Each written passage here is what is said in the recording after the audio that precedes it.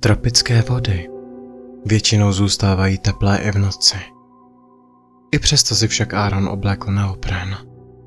Zapnul videokameru připevněnou k masce a pak stiskl tlačítko Start na svých vodotěsných náramkových hodinkách. Na nevýrazném šedém pozadí se černě objevila 70. Rychle přeskočila na 69,59 a pokračovala dál. Přitiskl si potápěčskou masku těsně k obličeji a šplouchl do vody.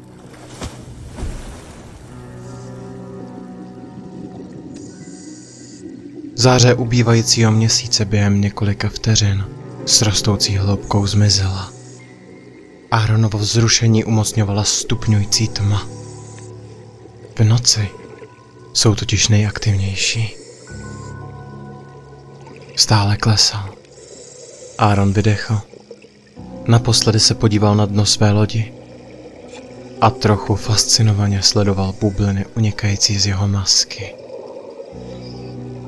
Posvítil si baterkou do prázdna pod sebe. To, co hledal, leželo zahalené ve tmě asi 60 stop pod ním. Neustále si uvolňoval tlak na ušní bubínky, zatímco se nořil do temně modravého oparu. Trvalo jen několik vteřin, než dosáhl hloubky 40 stop. Kdyby se trefil, měla by pod ním být vidět paluba SS Jongala. Ale ve všech směrech byla jen modrá. Pokračoval dál a čekal, až se ta přízračná loď vynoří ze tmy. Něco narazilo do Aaronovy nohy. Upustil baterku. Otočil se k chladnému pohlazení a uviděl, jak se vedle něj rýsuje temný stín. Pokusil se v masce vykřiknout. Prakticky vyplivl regulátor z úst a zároveň prudce kopl, aby tvorovi unikl. Když se stín vzdálil, Aaron se podíval do tmy za ním. Za ním, před ním, nad ním, pod ním. Mohlo to být kdekoliv. Začala ho pálet v plicích a panika se stupňovala. Natáhl pravou ruku nahoru a hledal ten regulátor. Nakonec narazil rukou na dlouhou hadici, kterou si přitáhl ke rtům. Do úst mu vnikla slaná voda. Stiskl vypouštěcí ventil a konečně se znovu nadechl životodárného vzduchu. Aaron se třásl strachy. Přitáhl si šňůru držící baterku a posvítil do tmy. Několik metrů od něj se vznášel kanic obrovský a zkoumal vetřelce na svém území. Aaronovi svaly se uvolnily. Nejenže tato zavalitá ryba byla neškodná, ale byla také znamením, že se nachází blízko umělého útesu, vytvořeného vrakem lodi Jongala. Sledoval pomalu se pohybující rybu a vějířovitě pod sebou mával baterkou sem a tam.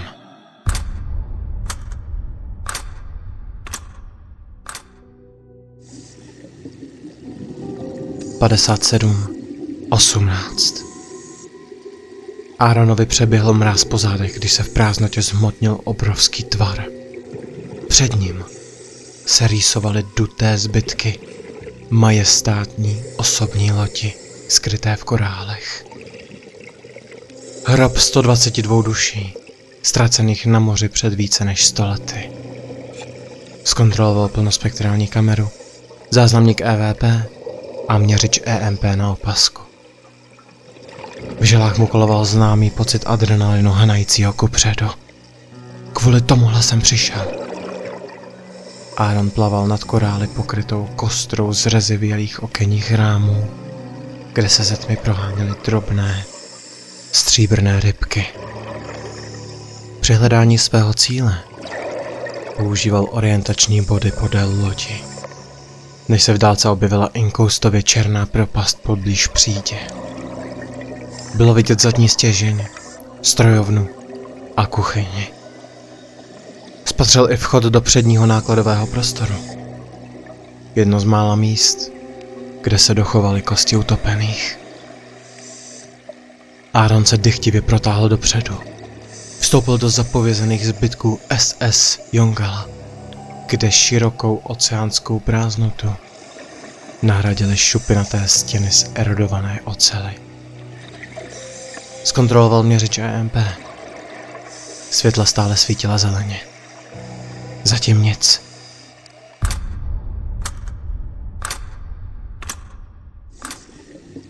(55:23) Aaron začal prohledávat místnost.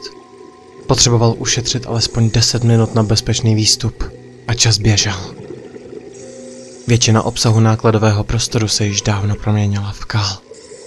Zem se hemžila korýši a plazícími se mořskými hady. Ale bez ohledu na to, kolikrát Aaron prošel sem a tam, nikde nenašel žádné stopy po lidských ostatcích. Jeho pátrání trvalo tak dlouho, až se začal obávat, že zprávy o kostech budou falešné. Dýchal klidně, zatímco metodicky prohledával podlahu.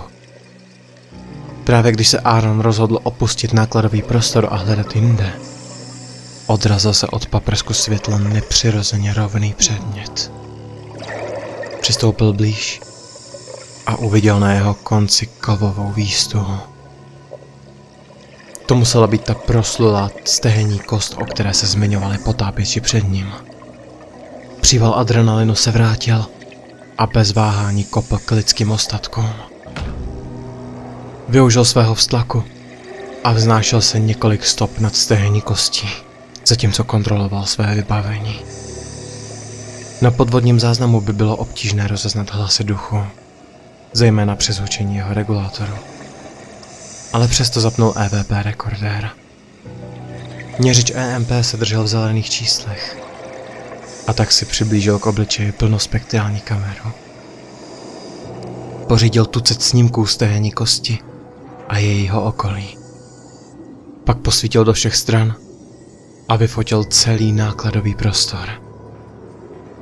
Poté zhasl baterku a zůstal tam čekat v naprosté tmě. Lov duchu byl o trpělivosti. A on už byl na tolika místech, kde hodiny neviděl ani neslyšel ducha, že byl v houževnatosti dobře vycvičený.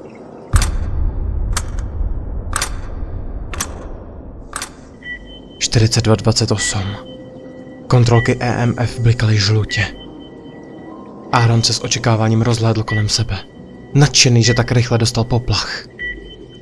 Ale byl sám. Žlutá světla se opět změnila na zelená. 40:02. Ve vodě se ozývaly škrábavé zvuky. Aaron nedokázal vycítit, ze kterého směru přicházejí.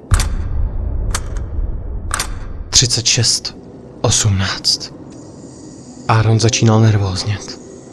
Obával se, že jeho nebezpečný sestup byl marný. 32:43. EMF se opět rozzářilo žlutou barvou, ale jen na okamžik. Zbývalo 20 minut.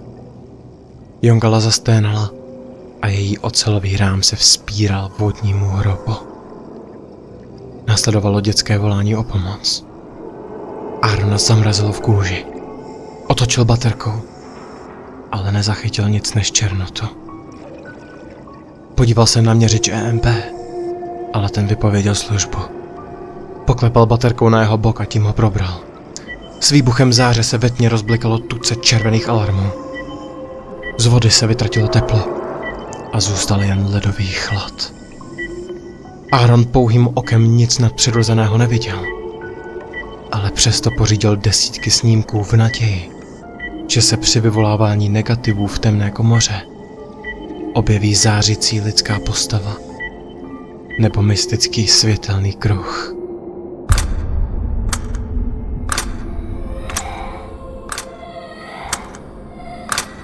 (24:12) Zmocnil se ho mdlý pocit, jako by se převracel z jedné strany na druhou. Ze všech stran se ozývalo dětinské volání o pomoc a Aaronové tuhla krev v žilách. Navzdory svým zkušenostem, Aaronova odvaha ochápla. Měřič EMP se znovu rozblikal rudými alarmy. Přemohl ho strach a zamířil k díře v palubě. Naposledy se ohlédl k opuštěné kosti a spatřil bledou tvář, vlnící se jako bílé hedvábí ve větru. Tohle by mohl být nezvratný důkaz o existenci duchu, zaručující mu uznání mezi ostatními lovci. Tvář během několika vteřin zmizela. Aaron se vznášel poblíž východu. Teď, když byl blíž k únikové cestě, začal nabírat na odvaze a rozhodl se ještě pár minut zůstat. Pohled na ducha ho povzbudil, ale kontrolky na měřiči EMP zezelenaly a teplota tropických vod se opět oteplila. Ve tmě se stále pohybovaly stíny, ale pokaždé, když na tyto anomálie posvítil, viděl jen místní mořské tvory plavoucí kolem. Hned za zejícím otvorem v nákladovém prostoru mu plachtila nad hlavou skupina mant skvrnitých a vířila svým kmitáním vodu. Aaron namířil baterku na jejich bílý spodek a sledoval ladné vlnění jejich ploutví, když proplouvali kolem.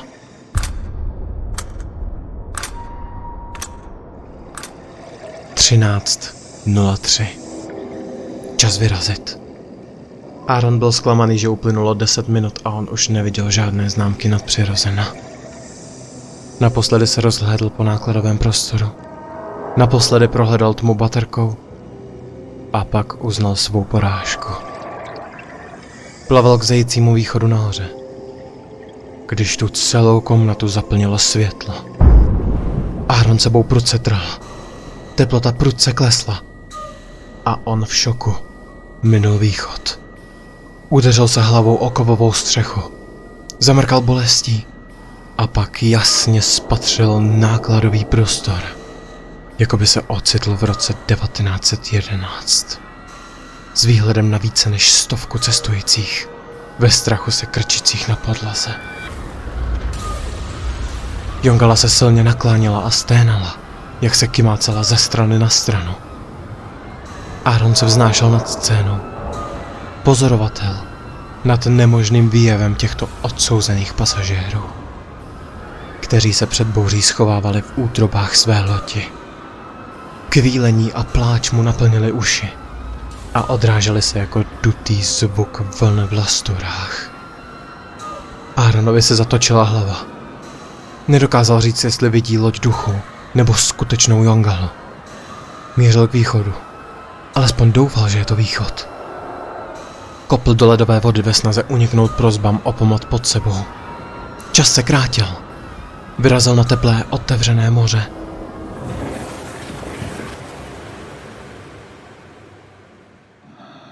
A pohled na modré a žluté ryby proplouvající mezi jemně se vlnícími prsty bílého korálu ho přivedl zpět k rozumu.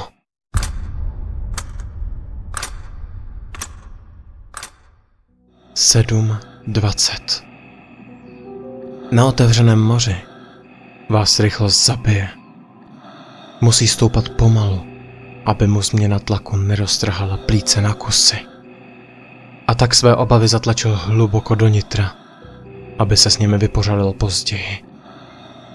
Aaron jemně kopl do vody a sledoval, jak mu pod nohama mizí vrak Jongaly. Nespouštěl oči z hloubkoměru a bojoval s nutkáním spěchat na hladinu. Aaron se vznášel ve výšce 15 stop, což byla jeho poslední bezpečnostní zastávka. Sledoval časomíru, aby se ujistil, že vydrží celých 5 minut. Srdce se mu zpomalilo na normál. Svět se vrátil k tomu, co by měl být. A Aaronova nálada se změnila ze strachu na vzrušení. Všechno jeho vybavení bylo neporušené a on si byl jistý, že všem ukáže, že ve vraku straší.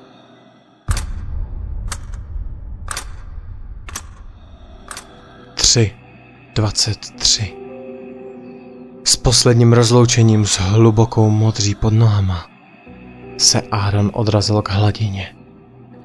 Vzhlédl a očekával, že se mu před očima objeví markýzovitý spodek jeho lodi. Ale místo toho spatřil perleťovou, kouřovou podobu. 120 stop dlouhá loď mrtvých se nad ním vznášela, jako by tam patřila. Jeho měřič EMP se sám od sebe otřásl. Vznetl se mu k obličeji a na masce se mu odrazil tucet blikajících červených alarmů. Přízračná jongala se převrátila na klidné hladině, zasažená neviditelnou vlnou. A snesla se na Aarona. Voda ho vířila v neskrotném proudu a neúprosně ho táhla ke dnu. Obrovský tlak v hrudi a uších ho ochromil a příval studené vody ho obtěžkal. Když loď duchů narazila do svých 100 let starých zbytků, zmizela, zanechávajíc Aarona samotného na dně oceánu.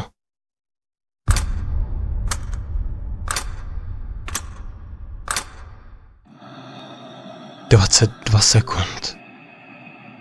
Aaron seděl na palubě lodi SS Jongala, 65 stop pod hladinou, a naposledy se nadechoval.